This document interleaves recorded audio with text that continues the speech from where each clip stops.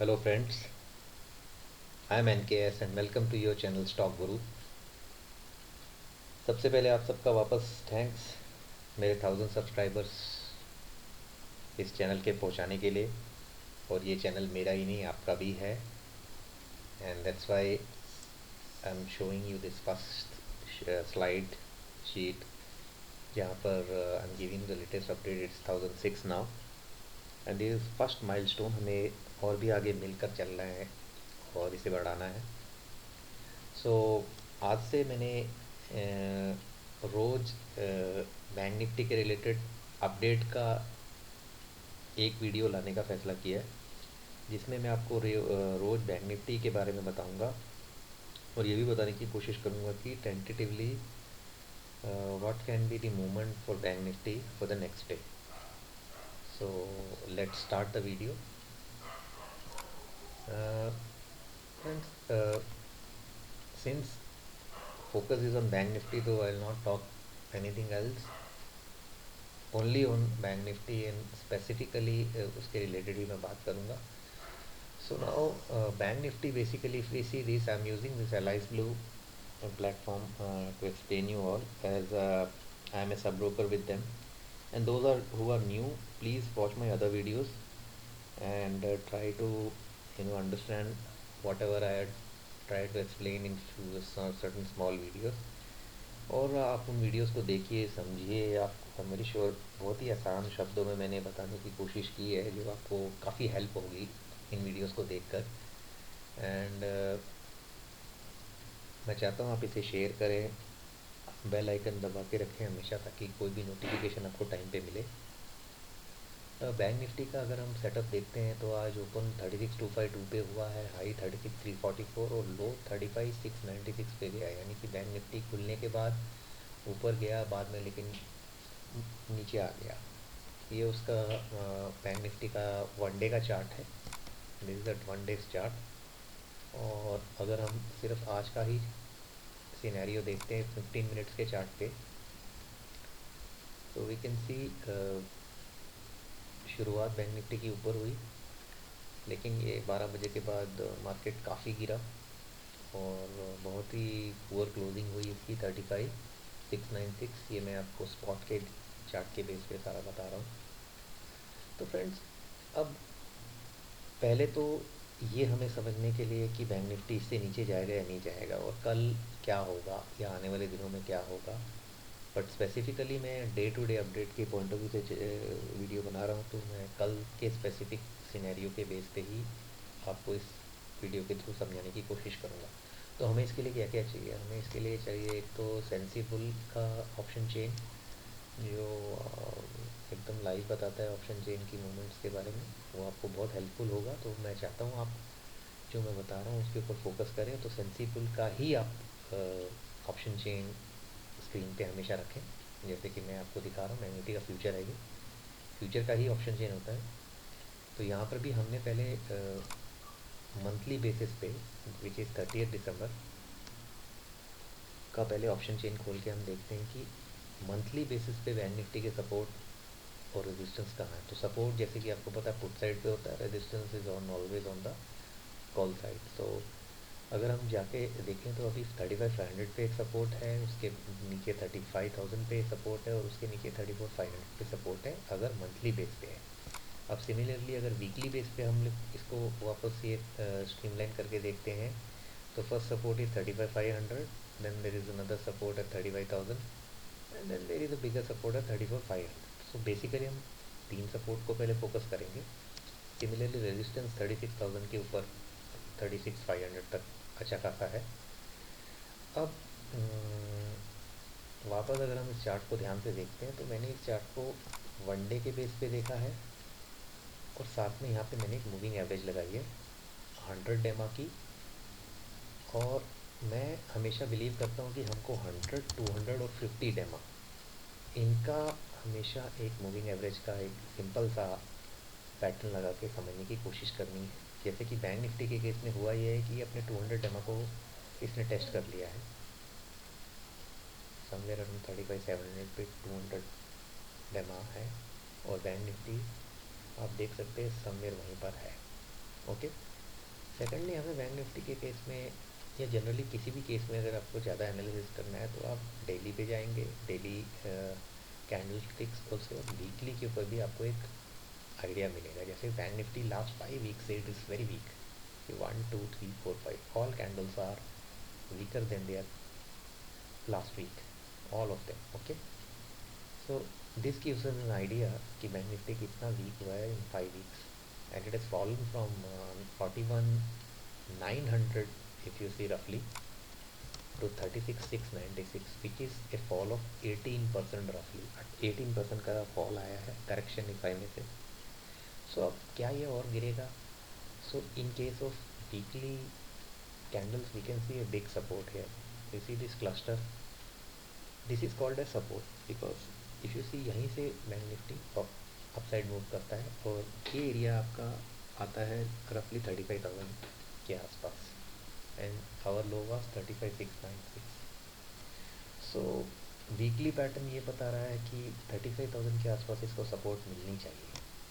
Let's see अगर one day के chart पे देखें तो क्या होता है चार्ट। तो if you see the one day, यहाँ पर भी जो सपोर्ट वन डे के पैटर्न पे भी 35,000 के आसपास ही आती है। सो ये डबल कंफर्मेशन हो गया कि नीचे के बेस को और ज़्यादा तोड़ने के चांसेस कम हैं। इसको रिकन्फर्म करें कैसे? तो उसके लिए आप हमेशा investing.com की साइट लगा के रखिए। यूएस का साइट है ये बेसिकली, और यहाँ पे इंडाइस फ्यूचर्स पे रहना चाहिए हमें हमेशा। इंडाइस फ्यूचर्स जो होते हैं ये आपको वर्ल्ड के फ्यूचर इंडाइसेस के बारे में बताते हैं, और हमारा फोकस उसमें भी स्पेशली यूएस का होता है। तो ये मैंने जस्ट रिफ्रेश किए, ये लेटेस्ट है रात के 12 बजे और आज है 7 दिसंबर 27 दिसंबर। तो वहाँ मार्केट 7 साढ़े 7 बजे के आसपास खुली है, तो all green there if you see any one Europe. So US का मार्केट देख के तो लगता है कि कल रिवर्सल के चांसेस बहुत ज़्यादा हैं। बेसिकली ओमिक्रॉन जो कोविड का नया वेरिएंट है उसको लेके यही अभी यूएसए में एनालिसिस हुआ है कि वो बहुत ज़्यादा डेडली नहीं है, and it can be managed. It's not that deadly as delta. So ये सबको देखते हुए एन इम्पॉर्टेंट मूविंग एवरेज के पास बैंक निफ्टी को देख के हमें तो ये लग रहा है कि मार्केट यहाँ से रिवर्स होना चाहिए ना, और रिवर्स अगर होगा तो कहाँ तक जाएगा, that should be the question.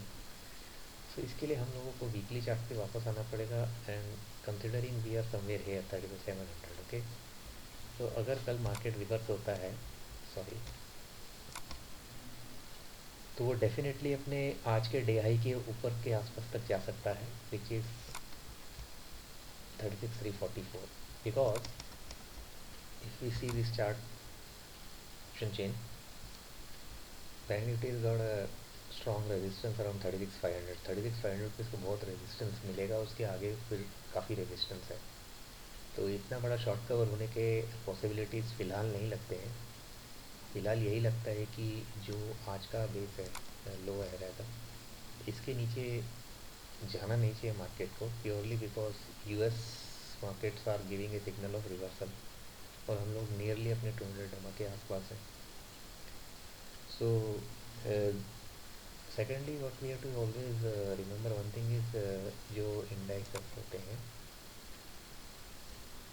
Bank Nifty की कंपोजिशन में बेसिकली 12 स्टॉक्स हैं, ये हमें हमेशा मालूम रहना चाहिए। और ये आज का अगर ओवरऑल इंडाइसेस को देखोगे सेक्टोरियल, तो सभी सेक्टर्स रेड में हैं, बैंकिंग, ऑटो, एफएमसीजी, एवरी। सो बैंकिंग उसमें हम लोग अगर फोकस करके देखते हैं तो ये हमारा बैंक निफ्टी का इंडाइसेस का बाइफरकेशन 12 बैंक्स का है, जिसमें से there are 2 PSU and 10 are private. So 2 PSU हैं SBI और PNB, बाकी 10 आर ऑल प्राइवेट बैंक्स। इस डेटा के ऊपर अब आप आइए, ये आपको कभी भी NSE से मिल जाएगा, 38 नवंबर की अपडेट है, ये वेटेज बताता है बैंक्स का। सो जो 12 बैंक्स हैं which are composition of Bank Nifty index, उसमें से टॉप 5 पे ही हमें फोकस रखना है, because they gives around 87% composition है उनका वेटेज में। सो So they are the main banks actually, and rest seven are hardly, if you see, 12% के आसपास इनका कंट्रीब्यूशन है वेटेज वाइज. सो पॉइंट यहाँ पर ये है कि आपको H D F C, I C I C I, S B I, Kotak और एक्सिस, इनकी मूवमेंट हमेशा देखनी है. कि आपको एक बहुत ही सिंपल गाइड के रूप में हेल्प करेगा बैंक निफ्टी की मूवमेंट को पता करने में. Then besides that you should always keep this option chain. I am using extensible because I think it's very simple to understand. यहाँ पे आपको वीकली मंथली बेसिस पे एक आइडिया लग जाएगा बैंक में किसी भी इंडेक्स के मूवमेंट के बारे में जानने के लिए. वीकली बेसिस पे अगर आप इंट्राडे के पॉइंट से देखते हैं तो वो बेटर है. एंड जब मार्केट रहता है चालू तो उसमें आपको 12 बैंक का उस दिन का मूवमेंट क्या हुआ वो आपको यहाँ से पता लग जाएगा बैंक निफ्टी के इंडेक्स से. और daily candle with moving average of 50, 100, 200 डेमो आपको हमेशा लगा के रखना है. Then you have to analyse कि क्या चल रहा है. और उसके बाद आपको वीकली बेसिस पे भी एक आइडिया लेना चाहिए हमेशा. जैसे कि मैंने आपको बताने की कोशिश की, लास्ट 5 वीक से डाउन था. देन करेक्शन का लॉजिक जो है वो क्या है, पिछली बार क्या हुआ था. तो मैंने एक एनालिसिस किया था कि लास्ट टाइम जब ये मार्केट गिरी थी तो रफली 20% गिरी थी बैंक निफ्टी की, and this time it is around 18. So that is also one of the logic of explaining कि ये बेस के आसपास है हम लोग यहाँ से रिवर्सल होने के चांस ज़्यादा है. फ्रेंड्स मैं आपको एक और चीज़ बताना चाहता हूँ. ये जो आप देख रहे हैं ये डेटा पिछले 1 साल का है. और मेरा एक प्राइम ग्रुप है. I have a prime group where I give trades on a daily basis intraday. And if you see these are the trades which I have given since last 1 year. एक साल में मैंने लगभग 1200 plus trades दिए हैं. So this is the accuracy, average accuracy is coming somewhere around 68 to 70%, and that is by all means very nice accuracy. And risk to reward ratio is somewhere around 1:2.5. इसके अलावा मैं एक और data maintain करके रखता हूँ which is on monthly basis. And if we go by the December month, just one stop loss was hit, that was on 2nd of December. Besides that, when you see I don't give too many trades, I've given just 14 trades, and out of 14 only one has got a stop SL hit. Otherwise there was just hardly uh, big stop loss coming here triggering. And I've done one calculation here on the basis of 2 lots only. If you go for index, so my in my prime group I emphasize on this fact. And if calculations are done on the basis of 2 lot purchasing, so if you see what kind of money is required for that, you will hardly require 30,000 roughly. And जब भी trade चलता है तो 10% return is more or less possibility, which is not bad by any standard. Considering कि 68 to 70% if hit ratio is occurring with a risk to reward ratio of 1:2.5, I think 99% there is a possibility of money making. जैसे कि यहाँ पर अगर हम देख रहे हैं अभी still so many days to go, gross profitability on 2 lots is coming somewhere around 38,000. So this was I needed to explain to you because people who are new and cannot understand the market, they should always take the guidance of people who have their experiences to share, and that guidance may help them to earn money. Or I've been in market for many years, or last 4 5 years से it's like more than 3,000 plus trades करने का और देने का experience है मेरे पास. So this was the first video after 1000 का landmark. And I hope you like the video.